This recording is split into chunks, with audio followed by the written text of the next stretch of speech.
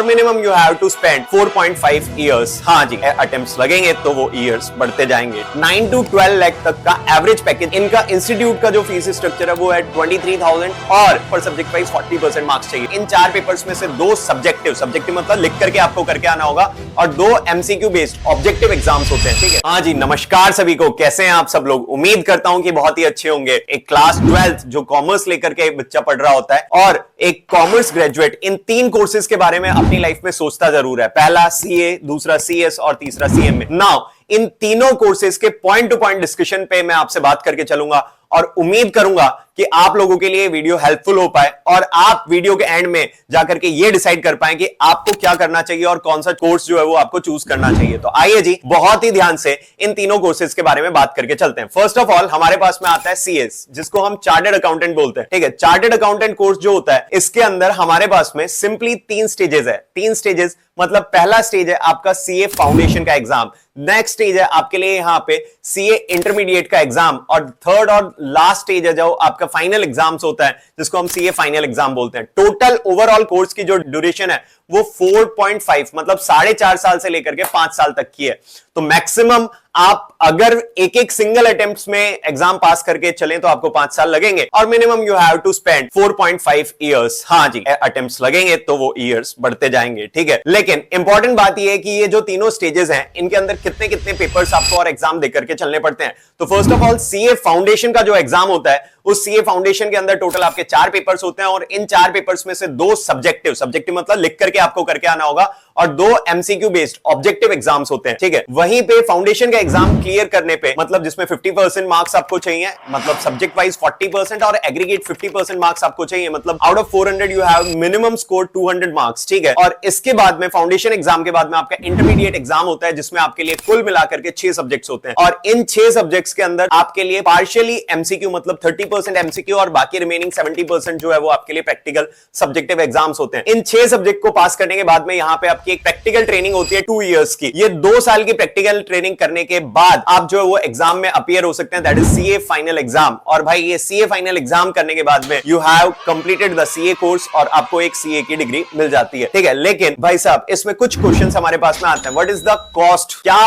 पैसा लगेगा CA course करने में? तो अगर मैं institute of chartered accountants in India है, अगर मैं उनकी बात करूं तो उनकी जो फीस है वो ओवरऑल फीस आपके लिए कुछ 45 to 50,000 पूरे 4.5-5 साल में मिला करके बता रहा हूं, पूरे 4.5-5 साल में मिला करके कुछ 45,000 to 50,000 ओवरऑल फीस पड़ती है। बाकी एडिशनली आपके लिए कोचिंग फीस आ जाती है जो कि डिपेंड करता है आप कोचिंग कैसे किस मोड के थ्रू ले रहे हैं। बट अगर मान के चले तो minimum 1 lakh to maximum 2 lakh तक ओवरऑल बोल रहा हूं 5 इयर्स की। ठीक है, एक बार की नहीं बोल रहा हूं, ओवरऑल बोल रहा हूं 5 साल की। ये ओवरऑल मेनली आपकी कोचिंग वगैरह की कॉस्ट होती है। नाउ इसके बाद में आपके लिए यहाँ पे जो है वो क्या कैरियर अपॉर्चुनिटी रहती है। तो जनरली ऑन एज पर आईसीआई के हिसाब से और जो एवरेज कैंपस प्लेसमेंट है उसके हिसाब से 9 to 12 लाख तक का एवरेज पैकेज एक चार्टर्ड अकाउंटेंट का होता है। मैं एवरेज बोल रहा हूं तो हो सकता है कुछ मिनिमम हो और कुछ हो सकता है इससे ज्यादा हो। ठीक है, तो एवरेज पैकेज मैंने आपको बताया 9 to 12 लाख तक का एवरेज पैकेज होता है। तो उम्मीद करता हूं कि ये सारी बातें आपको यहाँ पे हेल्पफुल लगी होगी सीए कोर्स के रिगार्डिंग। ठीक है, सीए कोर्सेज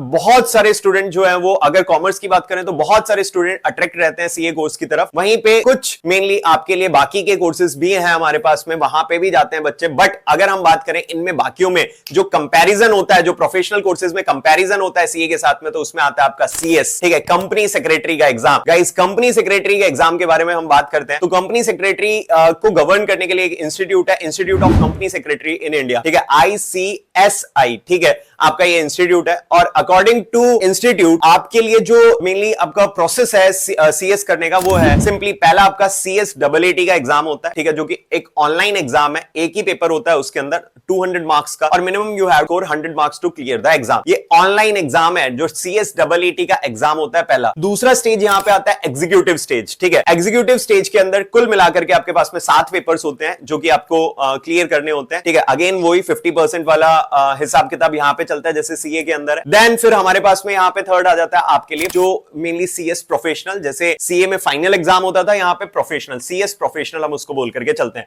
तो सीएस प्रोफेशनल एग्जाम आपको करना होता है। यहाँ पे भी आपके लिए मिनिमम एक ट्रेनिंग पीरियड होता है, that is training period is 18 months. 18 months का एक ट्रेनिंग पीरियड होता है। इस ट्रेनिंग पीरियड को कंप्लीट करने के बाद ही आप जो है वो अपने आप सीएस अपने नाम के आगे लगा सकते हैं। ट्रेनिंग पीरियड कंप्लीट करने से पहले आप सीएस अपने नाम के आगे नहीं लगा सकते। हाँ, उन लोगों के लिए या उन बच्चों के लिए जिन्होंने अपना एक जॉब एक्सपीरियंस ले रखा है 18 मंथ्स तक का, उन्हें ट्रेनिंग नहीं करनी होती है। बट हाँ, जिन्होंने कंपनी सेक्रेटरी से रिलेटेड कोई एक्सपीरियंस नहीं लिया या फिर कोई काम नहीं किया, तो उन्हें ये 18 मंथ्स की ट्रेनिंग करना कंपलसरी होता है। ठीक है, होपफुली ये बात आपको यहां पे समझ आती है। यहां पे हमारे लिए जो सीएस है, इसके अंदर मेनली आपका जो जॉब अपॉर्चुनिटीज है वो आपके सेक्रेटरी वर्क से रिलेटेड होती है, कंपनी सेक्रेटरी से रिलेटेड होती है, जिसमें ऑन एन एवरेज अगर हम बात करें तो आपका 6 to 7 लाख का एक एवरेज पैकेज होता है एज पर इंस्टीट्यूट के हिसाब से अगर हम बात करके चले तो। यहां पे जैसा मैंने बात किया कि भाई ये जो कोर्सेज हैं ऑल आर डिजाइंड, ठीक है, ऑल आर डिजाइंड इन सच ए वे कि भाई आप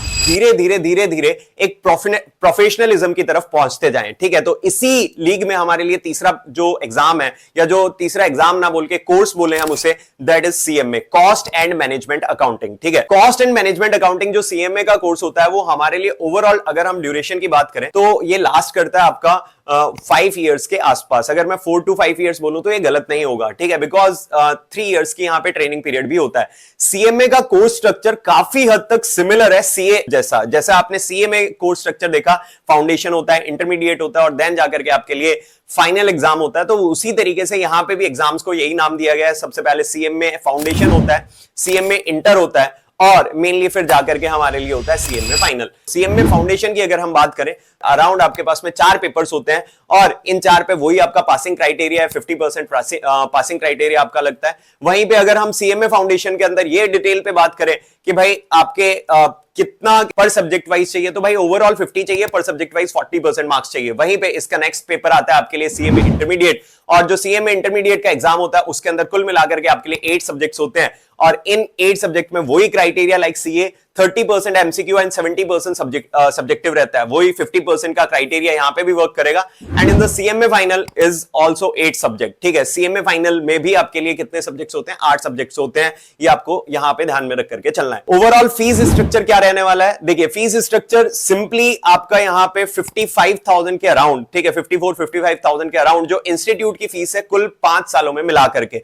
इसके अलावा कोचिंग की फीस वही मैंने जैसे बताया, जैसे सीए में है 1 to 2 लाख के आसपास, 1 लाख से 2 लाख के बीच में रेंज करेगा, डिपेंडिंग अपॉन आप कोचिंग किस मोड में ले रहे हैं या फिर कितने सब्जेक्ट्स और किस तरीके से आप कोचिंग को अवेल कर रहे हैं, उस चीज पे ये सारी चीजें डिपेंड करती है।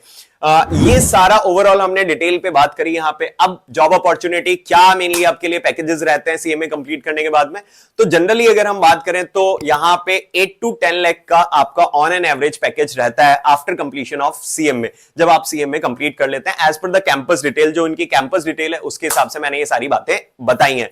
उम्मीद करता हूं कि ये सारी चीजें आपको यहां पे समझ आई होगी। सीएस के फीस स्ट्रक्चर के रिगार्डिंग, सीएस का जो फीस स्ट्रक्चर था वो मेनली आपका इंस्टीट्यूट जो आईसीएसआई है, ठीक है, इनका इंस्टीट्यूट का जो फीस स्ट्रक्चर है वो है 23,000। और जो अगर हम बात करें यहां पे कोचिंग का, तो भाई कोचिंग वही रेंज करेगा। सबकी कोचिंग के फीस ऑलमोस्ट सिमिलर है, थोड़ा कम थोड़ा ज्यादा रहता है, लेकिन वो डिपेंड करता है कि आप कोचिंग किस मोड में ले रहे हैं और कहां से ले रहे हैं। ये सारी चीजें उन्हीं सब पे डिपेंड करके चलती है।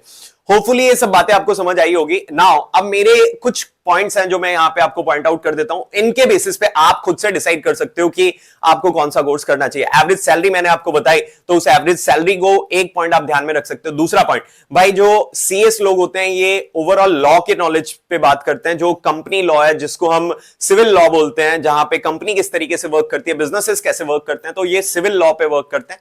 If you have good theory papers then you go for the CS. वहीं पे अगर हम सीए की बात करें तो सीए के अंदर एक ओवरऑल नॉलेज की बात की जाती है, जिसमें हाईयरली फोकस रहता है आपका टैक्सेशन, फाइनेंस, अकाउंटिंग जिसको हम बोल करके चलते हैं।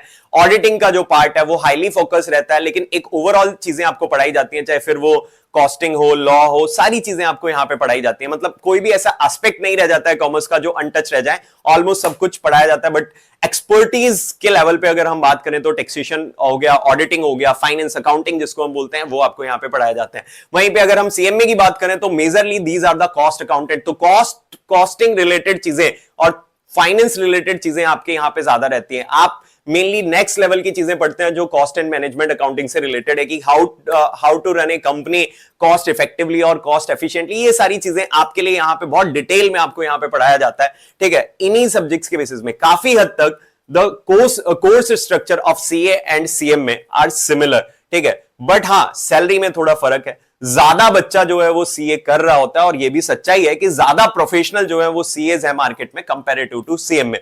हाँ, आप लोग अपनी चॉइस के हिसाब से क्या कर सकते हैं, डिसाइड कर सकते हैं, हाँ, क्या आपको करना है, कैसे आपको करना है, ठीक है। वो सारी डिटेल्स आपको मैंने यहां पे बताई। होपफुली ये बातें आपको समझ आई होगी। जो भी आपको दिक्कत आई होगी जरूर आप कमेंट सेक्शन में मेंशन करेंगे, हमें कांटेक्ट करेंगे, और हम उम्मीद करते हैं कि आप इनमें से एक चूज कर पाए। हाँ, मैं इतना जरूर गाइड करूंगा कि हाँ जी, आपको एक कोर्स, प्रोफेशनल कोर्स करना जरूर चाहिए। रीजन इज दिस कि प्रोफेशनल कोर्स करने से आपके लिए लाइफ में डिफिकल्ट चीज करने की एक हैबिट पड़ती है, और वो हैबिट, चाहे आप पास हो रहे हैं नहीं हो रहे हैं, वो एक बहुत अलग बात है, ठीक है। अगर आपको डिफिकल्ट चीज करने की हैबिट पड़ेगी तो वो आपको बहुत हेल्प करेगी। चलिए जी, ऑल द बेस्ट। अभी के लिए इतना ही।